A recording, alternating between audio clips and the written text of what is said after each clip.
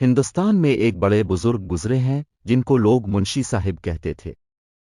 ایک مرتبہ ایک گاؤں سے گزر رہے تھے کہ گاؤں کے لوگ جمع ہیں اور سامنے کسی آدمی کا جنازہ رکھا ہے۔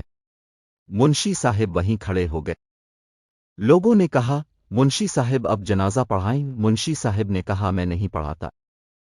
گھر سے پیغام آیا کہ منشی صاحب ہی پڑھائیں گے۔ لوگوں نے اس آدمی کی بیوی سے پوچھا کہ منشی صاحب کا نام تم نے کیوں لیا؟ تو اس نے کہا، یہ آدمی جو فوت ہوا ہے اس نے فوت ہونے سے پہلے کہا تھا کہ میرا جنازہ منشی صاحب پڑھائیں۔ لوگوں نے کہا، آج آپ اتفاق سے آئے ہوئے ہیں تو جنازہ پڑھا دیں۔ تو انہوں نے کہا کہ ہماری بات پوری ہو گئی۔ منشی صاحب نے جنازہ پڑھایا، اپنے ہاتھوں سے اس میت کو قبر میں اتارا، دفن کیا اور چلے گئے۔ جب دفتر میں پہنچے جیب میں دیکھا تو ملازمت کا کارڈ غائب تھا۔ خیال آیا کہ جب میں نے اس بزرگ کو قبر میں اتارا تھا تو وہ کارڈ بھی قبر میں گر گیا۔ ملازمت کا مسئلہ تھا۔ اسی وقت واپس آئے، گاؤں کے لوگوں کو جمع کیا اور کہا کہ انہیں ابھی دفن کیا ہے، میری ملازمت کا مسئلہ ہے، تھوڑی سی مٹی کو ہٹاؤ تاکہ میں اپنا کارڈ اٹھا لوں۔ سب لوگ جمع ہو گئے۔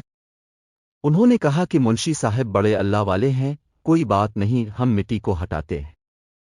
لوگوں نے مٹی کو ہٹایا۔ جب اس کے کفن کے قریب پہنچے تو کیا دیکھتے ہیں کہ ساری قبر گلاب کے پھولوں سے بھری پڑی ہے۔ منشی صاحب کو اپنی ملازمت بھول گئی۔ سیدھے اس عورت کے گھر گئے اور جا کر کہا کہ اماں بتاؤ، یہ جو بزرگ تھا اس کا عمل کیا تھا؟ بوڑھی عورت نے عجیب بات کہی۔ اس نے کہا، یہ تو ان پڑھ تھا، زبانی اس نے چند صورتیں یاد کر رکھی تھیں لیکن لکھنا آتا تھا نہ پڑھنا۔ مجھے اس کے نکاح میں آئے 45 سال ہو گئے ہیں۔